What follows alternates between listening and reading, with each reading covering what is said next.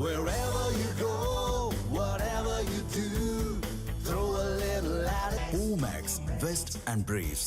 தருமபுரி மாவட்டத்தில் பதிவான மின்னணு வாக்கு இயந்திரங்கள் செட்டிக்கரை அரசு பொறியியல் கல்லூரியின் ஸ்ட்ராங் ரூமில் வைக்கப்பட்டு அரசியல் கட்சிகளின் முகவர்கள் முன்னிலையில் சீல் வைக்கப்பட்டன. இதுகுறித்து நமது செய்தியாளர் ராஜ்குமாரிடம் கூடுதல் தகவல்களை கேட்கலாம். ராஜ்குமார், இது குறித்த கூடுதல் தகவல்களை பகிருங்க.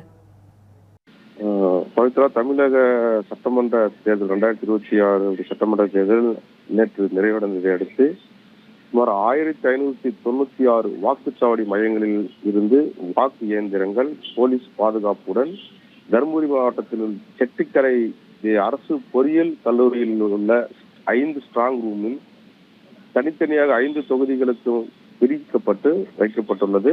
தருமபுரி மாவட்டத்தில் உள்ள தருமபுரி, பாலக்கோடு, பென்னாகரம், அரூர், பாப்பிரெட்டிப்பட்டி ஆகிய 5 சட்டமன்ற தொகுதிகளிலும் 2026 சட்டமன்ற தேர்தல் வாக்குப்பதிவு நேற்று நிறைவடைந்தது. மொத்த மாவட்டத்தில் 90.14% வாக்குகள் பதிவாகியுள்ளன.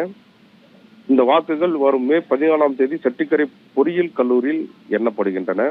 தேர்தல் முடிந்து வாக்கு இயந்திரங்களில் செட்டிக்கரை பொறியியல் கல்லூரியில் தொகுதி வாரியாக வாக்கு இயந்திரங்கள் தனித்தனியாக 5 ஸ்ட்ராங் ரூமில் 5 சட்டமன்ற தொகுதி வாக்கு இயந்திரங்கள் வைக்கப்பட்டு 180 கண்காணிப்பு கேமராக்கள் பொருத்தப்பட்டுள்ளன.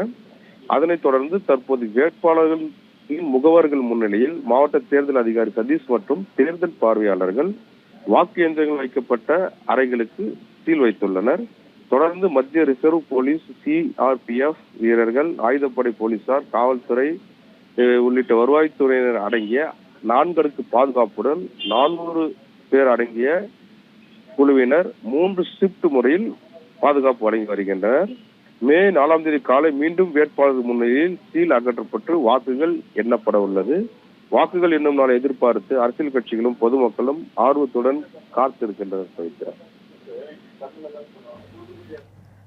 கூடுதல் தகவல்களுக்கு நன்றி சரத்குமார்.